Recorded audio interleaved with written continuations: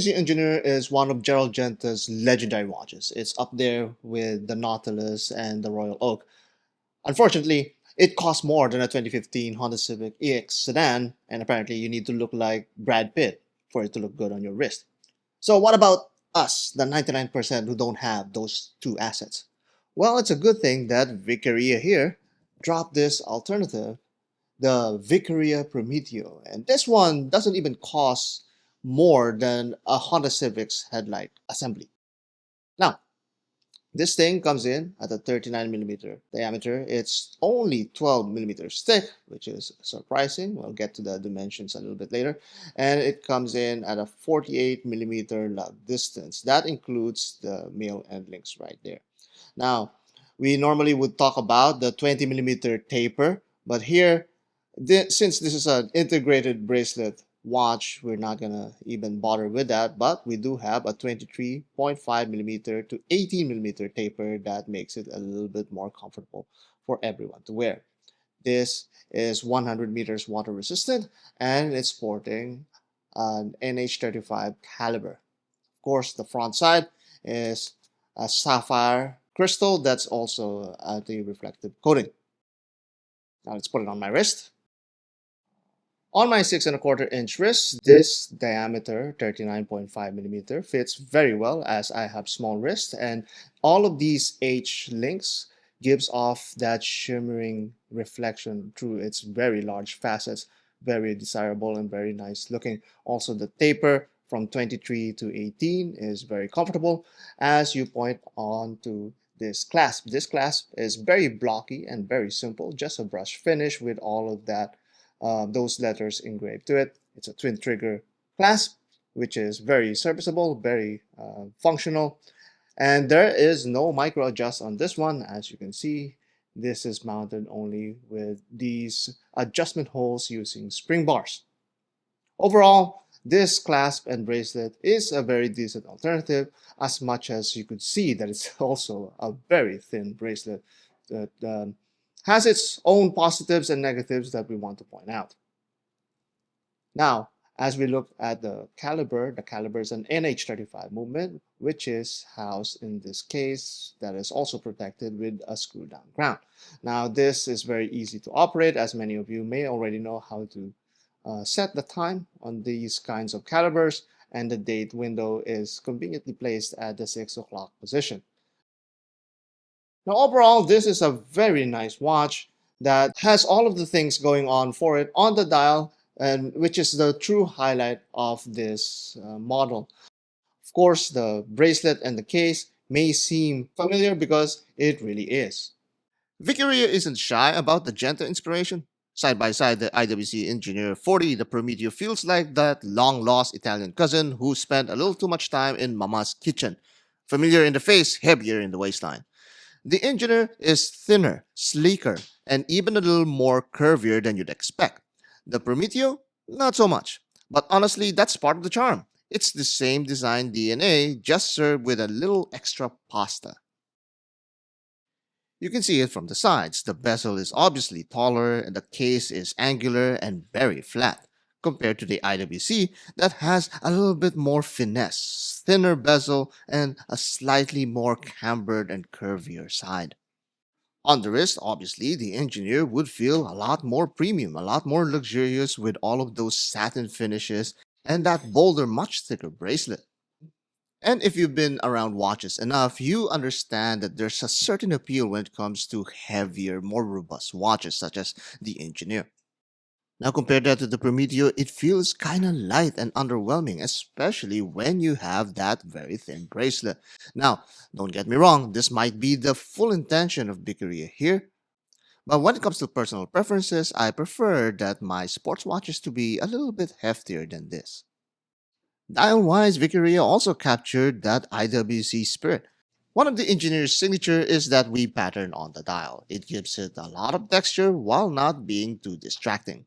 The Prometeo recreates that same feeling, but this time using guilloché and adding a little bit of a fume on the outer perimeter. And lastly, IWC made a good decision here and closed the case back and made it a lot more anti-magnetic, a real tool watch if you've ever seen one. The Prometeo, on the other hand, is giving you that full Italian raised finger hand gesture because instead of subtlety, it flips the watch over and shoves the display case back in your face, proudly showing off the movement inside. Nobody could blame us if we see the IWC Ingenieur in this watch because the Prometeo clearly has that Genta style to it, especially on the bezel. The bezel has this 6 rivets going on here compared to IWC's 5 rivet setup, but it clearly looks like the same bezel from IWC. This one is a little bit taller. It has a little bit of a chamfering going on, so there's a little bit of finessing in this bezel. Now, if we examine closely, the case is actually not an IWC Engineer case. This looks more like a Zenith Defy case than anything else. That's something that we didn't ask for. Again, a Zenith Defy homage and an IWC Engineer homage in the same watch. Very efficient, Viqueria. Now, if you look at the size, you could really notice this generous chamfering that's going on at the top of the case. And not only that, they created this small lift in the middle of the bottom part. Now, this makes it a little bit more visually interesting than it's supposed to be. And imagine if they didn't have that, this would have been a little bit more of a boring event if you turn to this side. And from this side, you could see this small droop coming from the lugs. This makes the transition from the case to the bracelet a little bit more palatable. However, if you step back and look at the bracelet and the case, yes, it does have that very nice and pleasing transition from the case to the bracelet. However, I feel that the bracelet is rather thin compared to the overall height of the case. Now, I feel that the bracelet could have been thicker in proportion to the case thickness. That would have helped to lessen that dramatic change from the case to the bracelet. Another thing to keep in mind is that although this is a male end link setup for the case, it does have some really nice articulation there that really mitigates that male end link effect. As many of you know, the male end link effect makes the lugs feel a little bit longer and may overshoot some smaller wrists. However, since there's so much articulation in these male end links, you barely notice this on your hand, and there's much more opportunities to fit on whatever size or shape your wrist may be. Now, from the top, you would see that there's also a generous tapering that's going on here, 23 millimeters down to 18. You could see the 4 links from the lugs going down to the bracelet is uniquely chamfered for this bracelet. It also makes it a lot more comfortable when you bend your wrist and your cuff.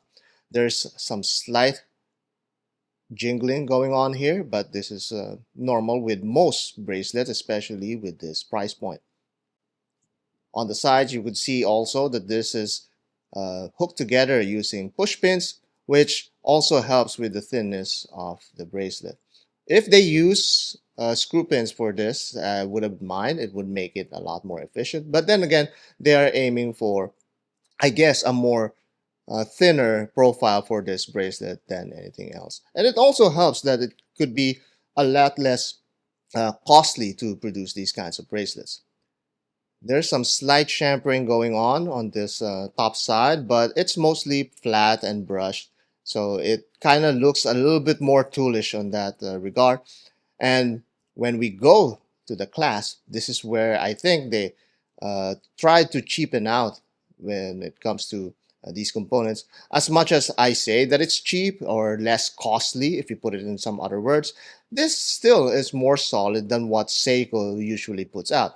And it has 5 holes here for adjustment, which is a really generous adjustment, if you may say so, even though it doesn't have that push button mechanism that we're so used to seeing from other microbrands. But then again, we're going here for the price point and the limited run, and Viqueria is really getting more efficient when it comes to these productions, as they aim not merely to flood the market with so many variants, but rather make them as reasonable, as consistent, and as limited run as possible. The bridges are very serviceable and very nice. They're pretty solid here, so no wiggling, no bending that's going to happen there. And as you open up the clasp again, you will see the NH35 movement here. That's really minimalistically decorated with an engraving of the Viqueria branding on the rotor. Nothing more, nothing less. And that's decent enough, but the real showcase here is really that dial.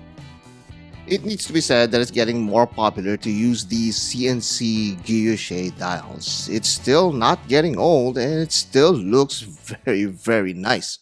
What's alarming though is I've spent more on half a cart's worth of groceries than this actual watch. I mean, seriously, if you look up the definition of shortchanging themselves, Viqueria would come up in the dictionary. Here in close ups, it looks really gorgeous, the details are really crisp, but you don't actually need a loop or to look this close to appreciate it. The index is simple, but that thick outline before the railroad track print feels like it should be too much.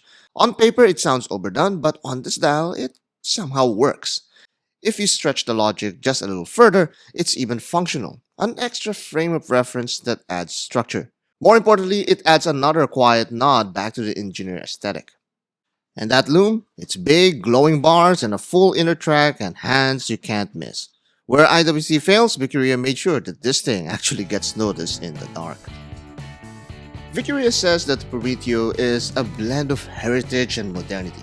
I guess in watchmaking terms, a 13-year existence now qualifies as heritage, like when a middle schooler declares they're old enough to know better. But honestly, that's not why people buy this watch. They buy it because it comes from a small Italian outfit with fewer Facebook followers than your cousin's roommate's nephew's TikTok dance account. But what is undeniable though is the value proposition. A guilloché sports watch, limited production, from a brand that actually answers your emails for just $250. If Viqueria can't sell you a Prometeo or even two, maybe you're happier just sitting back watching Brad Pitt drive into the sunset with his custom IWC and your admiration.